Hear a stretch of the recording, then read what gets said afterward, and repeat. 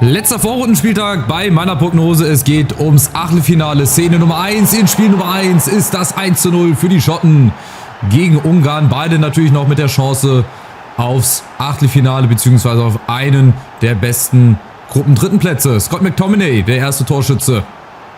Nach einem gut getretenen Eckball. Viele Eckbälle sollten dann folgen. Richtiges Eckball-Festival von den Schotten, die richtig stark begannen hier in diesem Spiel. Wenige Minuten später, das ist keine Wiederholung, das ist eine weitere Ecke. Wieder McGinn mit der Ecke. Dieses Mal ist es aber Porteus, der angerauscht kommt und das 2:0 markiert. Ein wirklich sehr, sehr starkes Spiel der Schotten. Auch gegen die Deutschen ja schon gut mitgehalten. Dann die Schweizer 3:0 aus dem Stadion gefegt. Und auch hier auf besten Wege ins Achtelfinale. Schöner Eckball mit viel Schnitt an den ersten Pfosten und dann das 2:0.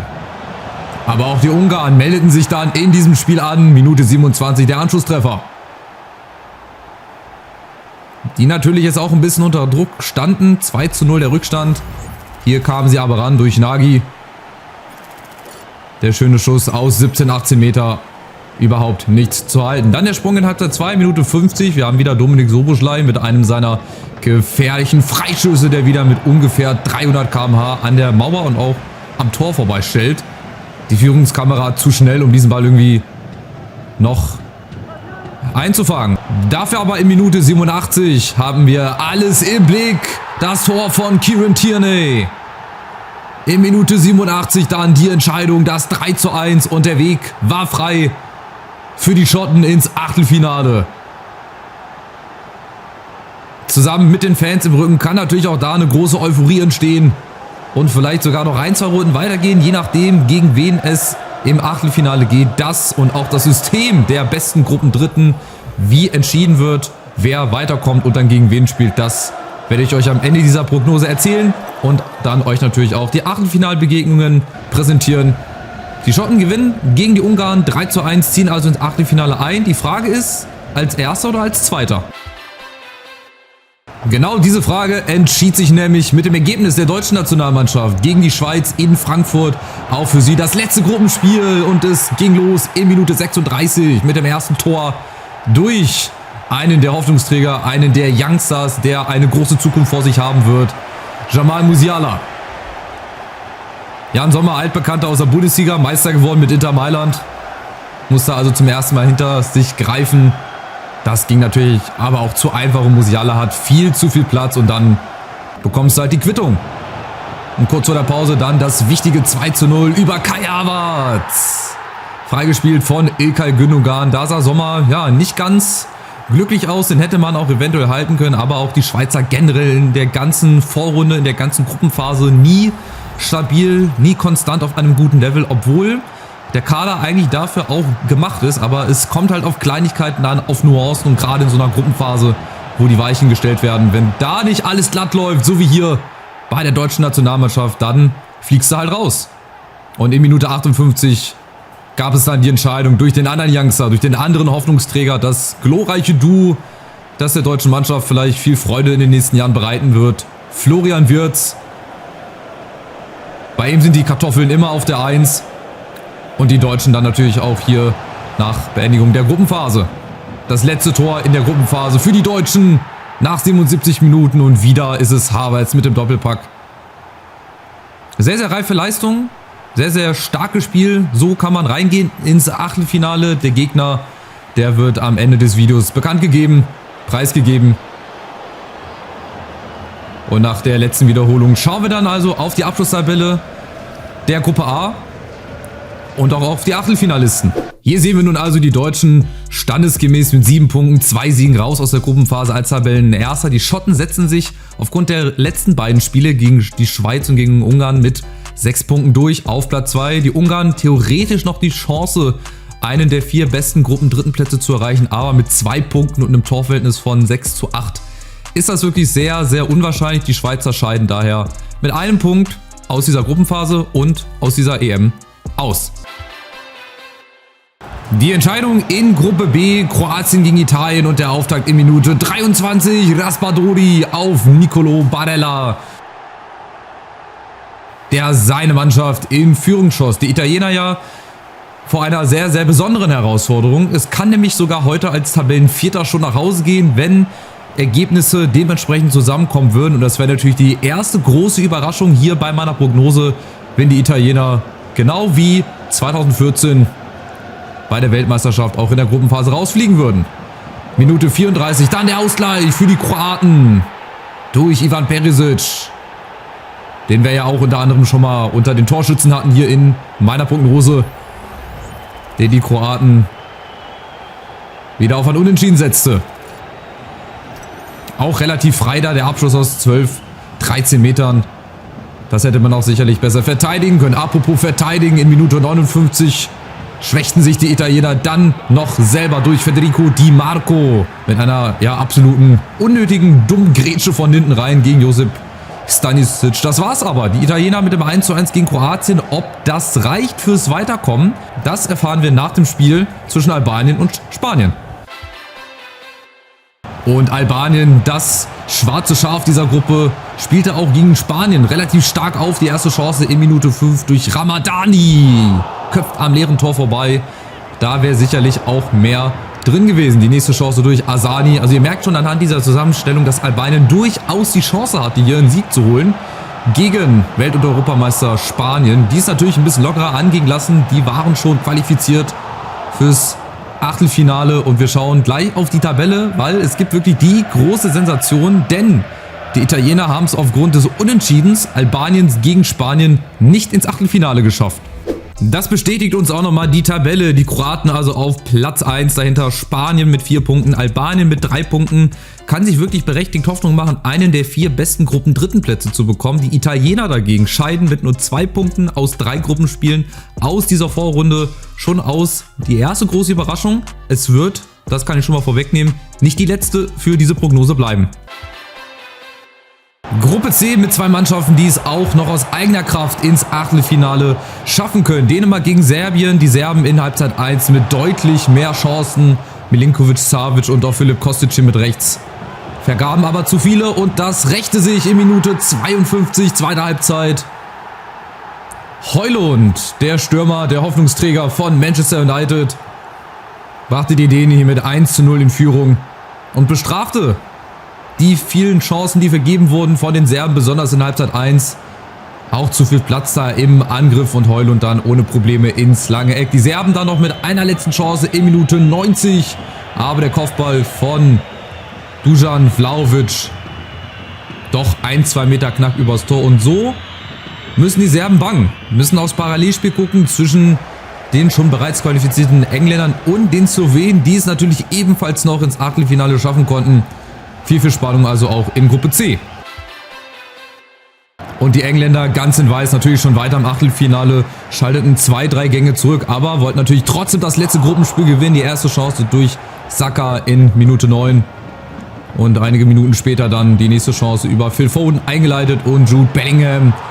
Aber Jan Oblak im Tor bislang nicht zu überwinden. Dann mal die Slowenen über ihren Topstar Benjamin Šeško, der Mann von RB Leipzig, und dann der Sprung in Halbzeit 2 auch nochmal mit vereinzelten Chancen. Es war kein hochklassiges Spiel, aber eines mit sehr, sehr guten Chancen und die Größe vielleicht in diesem Spiel durch Benjamin Šeško dann in Minute 83. Aber das sollte dann auch die letzte Aktion gewesen sein. Die Engländer mit halber Sparflamme, mit dem 0:0 natürlich schon sicher im Achtelfinale und die Slowenen gehen mit. Denn durch dieses Unentschieden sichert sich Slowenien Platz 2 mit 4 Punkten hinter den Engländern, die natürlich als Favorit in dieser Gruppe ihrer Rolle gerecht wurden. 7 Punkte auf Platz 1. Dahinter dann Dänemark auf Platz 3 aufgrund des direkten Vergleichs gegenüber Serbien, den sie gewonnen haben im direkten Duell mit 1:0. Auch vom Torverhältnis her wären sie natürlich vorne gewesen. Die Serben scheiden also schon früh, vielleicht ein bisschen für viele überraschend, schon frühzeitig aus der Gruppenphase aus. Und Dänemark, die können sich berechtigt Hoffnung machen, einen der besten Gruppendritten Plätze fürs Achtelfinale zu erreichen. Gruppe D mit dem Duell um Platz 2, Niederlande gegen Österreich. Die erste Chance nach 20 Minuten durch Xavi Simons und auch die Österreicher, die ebenfalls eine bislang richtig starke Gruppenphase spielen, mit der Chance von Michael Gregoritsch, der auch hier bei der nächsten Szene im Mittelpunkt stand. Gegen Reinders in Minute 29 das Foul. Das wahrscheinlich im Mittelfeld, wenn wir es gleich nochmal in der Wiederholung sehen, wahrscheinlich als Vorteil gepfiffen wird. Da muss nicht unbedingt auf Foul entschieden werden, aber gut, er läuft in ihn rein, ins Knie. Berührung ist da. Heutzutage reicht ja jede kleine Berührung gefühlt, um schon hinzufallen. Sei es drum, der Elfmeter. Marcel Sabitzer trat an, Minute 29 gegen Verbruggen und der bleibt Sieger.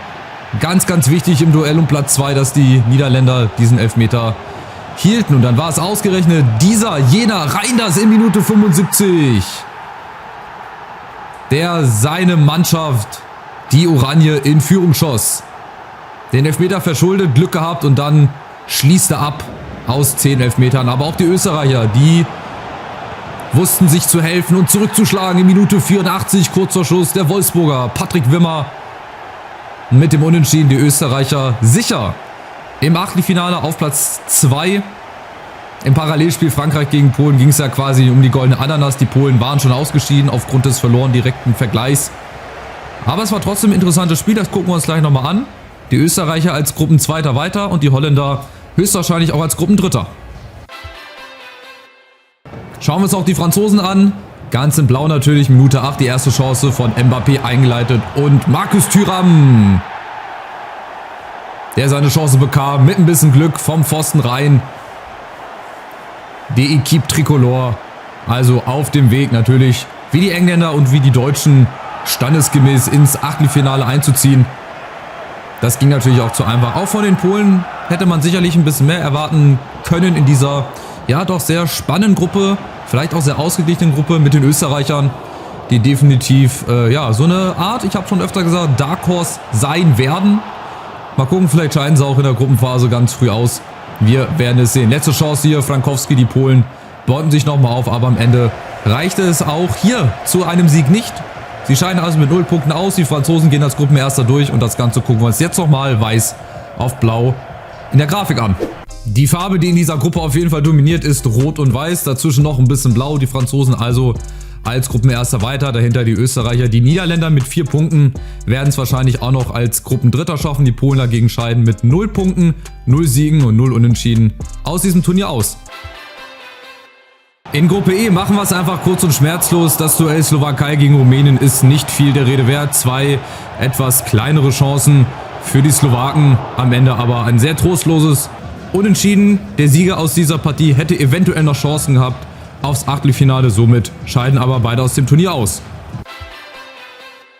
In der zweiten Partie dagegen das Duell um den Gruppensieg. Ukraine gegen Belgien. Beide Mannschaften bislang richtig, richtig stark in der Gruppenphase, spielen tollen Fußball, sehr effektiven Fußball vor allem. Haben auch schon sehr, sehr viele Tore geschossen. Und Zinchenko, der Erste, der die Ukrainer in Führung brachte. Schöner Ball hier in die Tiefe und dann Zinchenko. Überhaupt keine Probleme, das Ding im langen Eck zu versenken. Minute 39, wieder Zinchenko, diesmal natürlich auf Dovbyk. Ich glaube, zum 100. Mal erwähne ich es jetzt gefühlt, der Top-Torschütze von La Liga. Der macht einfach Spaß. Der ist auch sehr, sehr effektiv, das ist natürlich wichtig, gerade in so einem Turnier und für die Ukrainer, die nehmen den Schwung natürlich jetzt mit ins Achtelfinale. Und dann kann es auch für sie natürlich richtig, richtig weit gehen mit ein bisschen Spielglück. Wir werden das gespannt verfolgen. Dann Minute 80, der Schlusspunkt durch einen Altbekannten aus der Bundesliga vom BVB, hat auch bei West Ham gespielt. Jarmolenko mit seinem schwächeren Rechten, auch er tritt die Eckfahne um. Ich weiß nicht, was die Eckfahnen den Spielern getan haben. Fragen wir mal bei Harry Kane nach. Ja, aber auch hier ging es sehr, sehr schnell nach vorne, hinter die Abwehr und somit dann am Ende entscheidet die Ukraine das Duell für sich, scheidet in isländischer Feiermanier als Gruppenerster ins Achtelfinale ein und die Belgier als Zweiter dahinter. Die beiden Favoriten der Gruppe setzen sich also durch, die Ukrainer besonders stark mit 9 Punkten an der Tabellenspitze, dahinter Belgien, Rumänien und auch die Slowakei scheiden trostlos aus diesem Turnier aus. In Gruppe F gab es die Chance zur größten Überraschung wahrscheinlich bei diesem EM-Turnier. In Minute 20 ging es schon mal in die richtige Richtung. Mika Otaze mit einem schönen Gruß nach Portugal. Denn Stand jetzt wären die Portugiesen bei entsprechendem Ergebnis im zweiten Spiel auch wie die Italiener ausgeschieden. Das wäre also die zweite größte Überraschung und sie bahnte sich mehr und mehr an. Und in Minute 77 dann der Topstar, der Georgier Kvaratskhelia. Klasse Saison gespielt beim SSC der Apel.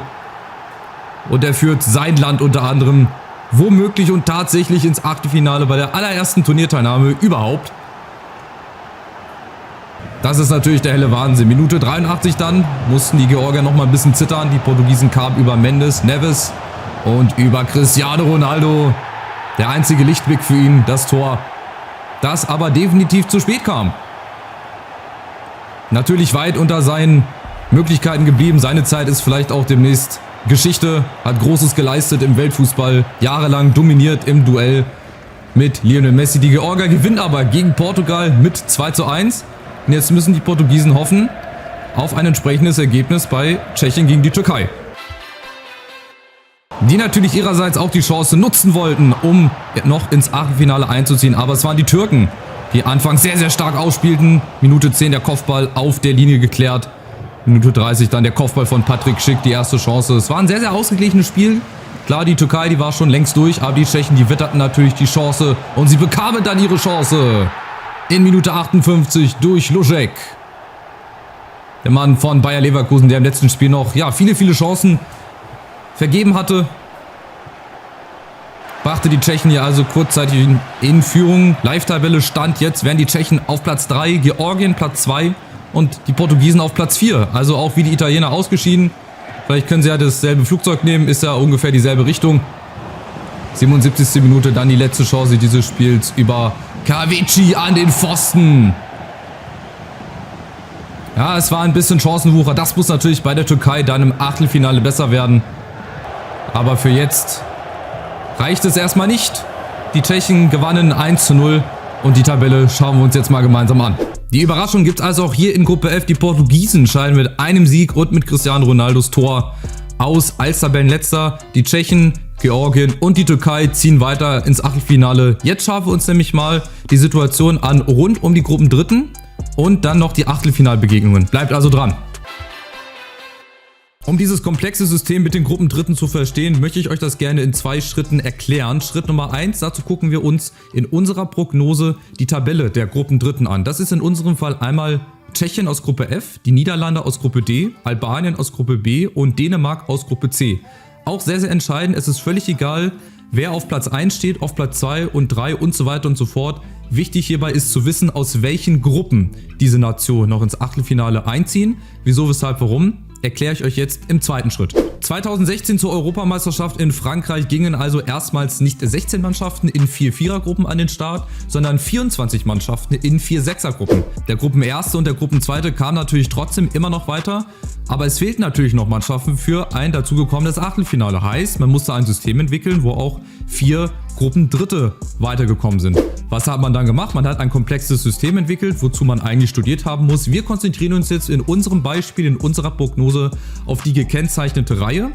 Und zwar habe ich euch ja gerade gesagt, dass wir Nationen haben aus Gruppe B, aus Gruppe C, aus Gruppe D und aus Gruppe F. Das sind einmal Albanien, Dänemark, die Niederlande und die Tschechen. Und so setzen sich nämlich auch 4 Achtelfinalbegegnungen zusammen. Die anderen 4 Achtelfinalbegegnungen bestehen immer aus den Erst- und Zweitplatzierten der jeweiligen Gruppen.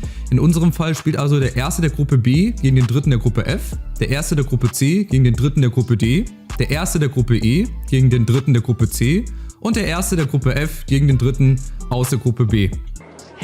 Wenn ihr mir also jetzt noch folgen könnt, nach diesem sehr, sehr komplexen System, zeige ich euch einmal die Achtelfinalbegegnungen und gebe schon mal einen kleinen Ausblick auf die Viertelfinalbegegnungen. Denn 2 Achtelfinalbegegnungen ergeben dann immer das nächste Spiel, ein mögliches Viertelfinale. In unserem Fall spielt also Kroatien gegen einen der besten Gruppendritten aus Gruppe F, Tschechien. Deutschland gegen Slowenien, auf dem Papier ein relativ leichter und machbarer Gegner für die Deutschen, aber gucken wir mal.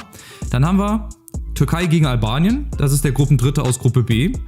Die haben dann ein mögliches Viertelfinale, entweder gegen Österreich oder gegen Belgien. Auch ein sehr, sehr interessantes Duell. Dann haben wir Ukraine gegen Dänemark. Auch ein Gruppendritter aus Gruppe C. Die könnten im Viertelfinale entweder auf Frankreich oder auf Georgien treffen. Das ist so ein David gegen Goliath-Duell. Ich bin sehr, sehr gespannt, was die Georgier da machen, ob sie mithalten können. Ich bin sehr, sehr gespannt. Und dann haben wir noch England gegen die Niederlande. Auch ein sehr, sehr traditionsreiches Duell. Freue ich mich schon drauf. Niederlande übrigens, Gruppenbeste aus Gruppe D. Und Schottland gegen Spanien. Das hätte also auch Deutschland sein können. Die hätten also einen sehr, sehr schwierigen Weg erwischen können auf dem Weg ins Finale. Und wie es dann weitergeht, das werde ich euch dann nach dem Achtelfinale sagen, wer dann im Halbfinale möglicherweise gegeneinander spielen wird. Finale ist ja dann auch ganz selbstverständlich. Ich bin sehr, sehr gespannt. Die Achtelfinalbegegnungen gibt es auch wieder in Highlights. Wenn ihr da wieder dabei seid, würde ich mich freuen. Und ab dem Viertelfinale gibt es dann jedes Spiel bis zum Finale live und in Farbe, ohne zu wissen, was vorher passiert, ohne vorher die Highlights gesehen zu haben. Und ansonsten bleibt mir nur zu sagen, genießt wirklich diese Europameisterschaft. Es ist wirklich nicht selbstverständlich, dass wir so ein großartiges Turnier mit vielen verschiedenen Nationen, mit Fans aus allen Ländern aus Europa hier in unserem Land erleben können. Wer im Stadion ist, wer die Chance hat und wer an Karten rangekommen ist, genießt wirklich dieses Event, diese Show. Was Public Viewing, egal wo ihr seid, mit Freunden und Verwandten. Genießt diese 4 Wochen Fußball und mal gucken, wie weit es die Deutschen schaffen. Ich bin vorsichtig optimistisch, bin sehr, sehr gespannt. Und von heute und für heute sage ich euch erstmal danke fürs Zuschauen und bleibt weiter dran. Jetzt geht es nämlich erst richtig los bei unserer Prognose mit dem Achtelfinale.